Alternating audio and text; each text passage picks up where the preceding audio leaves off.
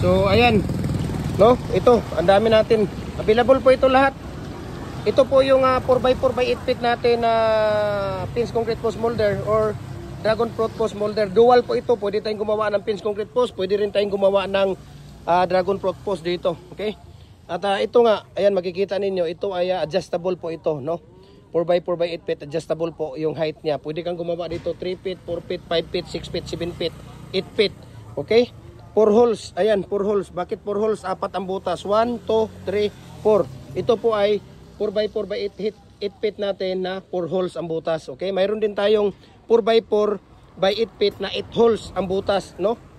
8 holes siya. Mayroon din tayong 4x4x8 feet na 2 holes ang butas, dalawa lang, no? Dalawa ang butas, mayroon din. Mayroon din tayong 2 holes na detachable. Dalawa lang din na ang butas. Ibig sabihin yung detachable, yung mababaklas mo sa isa-isa. Mayroon din tayong 4 holes na detachable, mababaklas din isa-isa. Dito sa gilid. Dili, dito sa, yung kagaya sa, ayan o. So, available po ito, no? Swerte kayo dahil nag-overtime sila. Lagay nyo yan dyan. Diyan sa gilid dong. Sige, doon. Ano nyo lang, dalawang dyan dong, dalawang. Dili na, diara. Ianara man ng sin dito.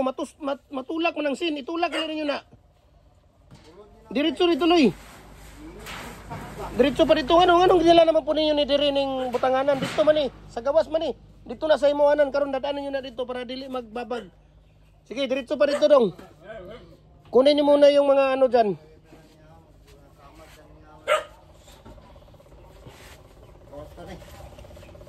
Ayan. Ilabas nyo muna yan dyan.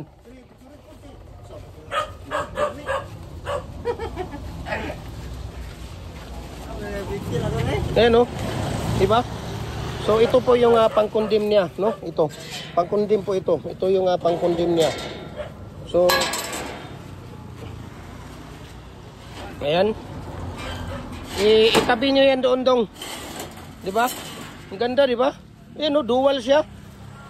Lifetime na gamit nyo na po yan. Bakit? Ito po ay napakakapal yung plate na ginagamit natin dito.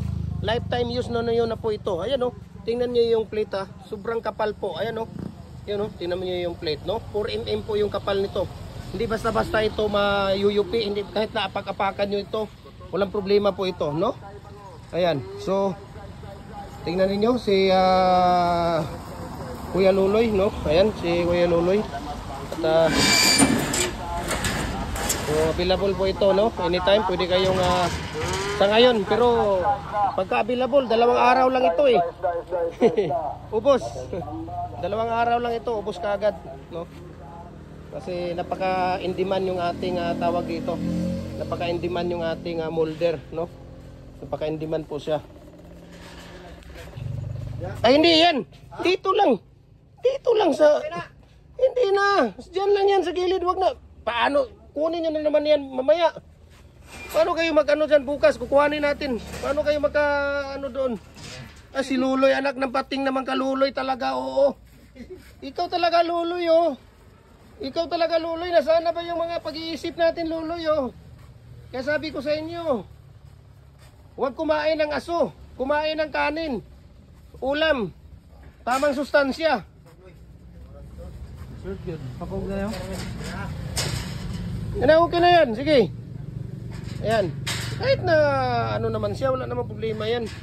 Tapos ilagay nyo yan dyan. Sige. Ayan. Tapos yung dalawa doon sa may gilid ng aso. Diba, ikaw talaga Luloy, Ay, naku Luloy, Jordan, Jordan? Jordan, Ano ka ba talaga Luloy, Ikaw talaga Luloy, Yung mga sinasabi ko sa iyo, Luloy, Ikaw talaga, Inahayaan mo, Diba? Tingnan ninyo. So, nasa mga, lang to, 45 to 50 kilos, no?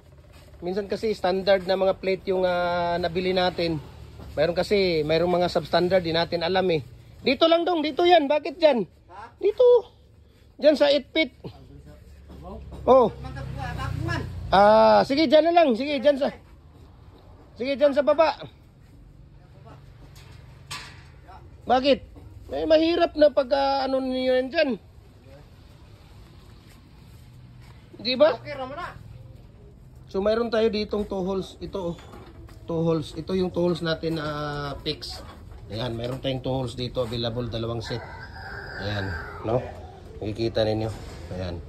Mayroon tayong 2 holes dyan na available. Okay? So ayan, no? Kitang-kita nyo naman. Diba? Oh. Oh. Diba? Kitang-kita nyo kung gaano kaganda yung ano natin. Ayan, no? Oh.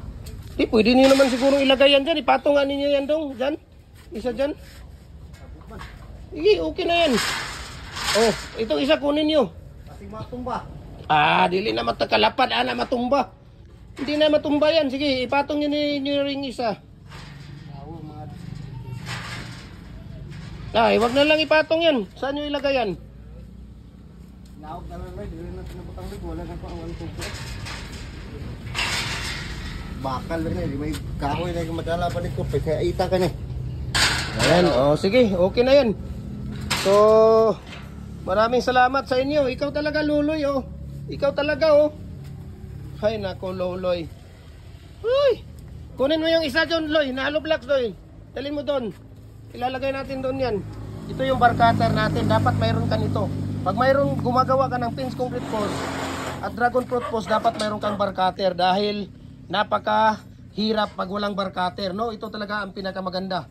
Bar cutter dahil napakatipid, napakalaking tipid. Kaysa mag-grinder ka, bili ka ng grinder, kurente, pati yung cutting disc, no?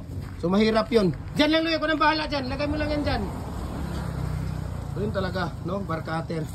Tapos dito, gumagawa sila dito ng matting art. Ayan, sila Luloy. Sige, Loy, patuloy mo yung paggawa ng matting art dyan. Ayan, ito yung matting art na nilalagay natin sa ating molder. Okay? Yan po yung nilalagay, yung ginagawa. Ayan, no? Yung mga tapos na. Sus, unsa naman na dong. Ay, kipangkuan po punta ninyo na. Okay. Sige, ugma na ninyo kuan nun. So ito, no, ayan, no, tingnan niyo, yan yung ano natin, no? Yan yung mga molder natin ngayon. Okay, yan, kita nyo. Okay, so napakaganda po, no? So maraming salamat and God bless po, no, sa ating lahat. Ayan, at dito tayo, tingnan natin dito si Kuya sa pagbabali niya ng Y dito, no? Dito niya tinitira yung Y niya. Yan yung dalawang stirrup natin. So ganun lang po yung paggawa natin ng Y. Pakita mo, Kuya. Ayun, sige, gawa ka. Tingnan natin dito yung paggawa ni Kuya ng Y. Dalawang stirrup po, design ng stirrup na ginagawa natin dito. Maraming Ilyas dito. Ito Ilyas ng kanituan ito. Si Kuya Ide. Napakasakit. Ayan, no? Di ba? Okay. Gawa ka nga ng isa. Yung maliit, Kuya. Gawa ka doon. Yung maliit. Dalawa. Para makita nila. Ayan. Okay. Parang triangle siya, no? Na ginagawa natin. Madali lang. Tingnan natin doon kung paano nila ginawa, paano nila ipapatong yung mating mamaya doon. Pakita mo, Kuya, dito lagay. Ayan, o, diba? Dito kasi ilalagay yung ano mamaya. Ayan, o, gaganunin yan. Dahil dyan yan ilalagay yung pangatlo. Okay? Bigyan ko kayo ng tips mamaya. Okay? Pakita ko sa inyo. Pwede na yung Kuya. Bakit? Hindi ba pasok?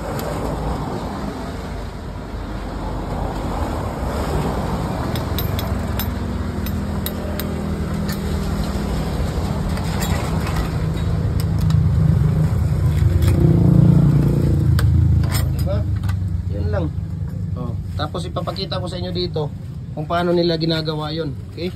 Ito, no? Ito, kung nakikita ninyo, ayan, no? Ayan, no, nilalagay, oh, di ba? Pinapatong dyan. Ayan, no? tinatali. Yan yung pang, ito yung ibabaon natin. Ito, pinabaon yan. Tapos ito yung parang wine. Yan po siya, di ba? Ha? Kung makikita nyo dito, Oh? Saan yun? Ito nung agad yun. eh, Wala yung mga konbita lang ngayon. uh, Tungod na Diba? yung pandaling kayo, kanang yung kanwa. sa paggawa dito. 8mm po yung ginagamit namin dito na rebar. Number 16 na tie wire ang ginagamit namin dito para rest assured na yung ating matting art at yung ating pins concrete post at dragon fruit post natin matibay, no? Matibay. Di ba? Tingnan ninyo kung paano ikakabit nila. Ilalagay itong pangdulo. Kaya ko lang yun, no? Ano? Di ba?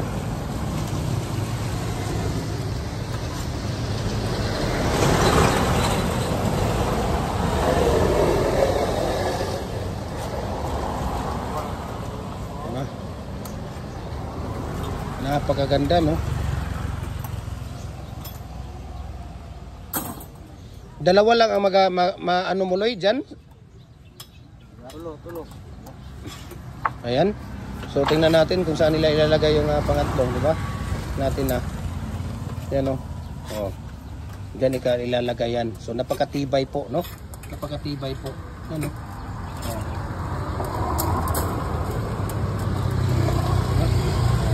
Bakit no? At bago tatalian yan. Oh. Tatalian. So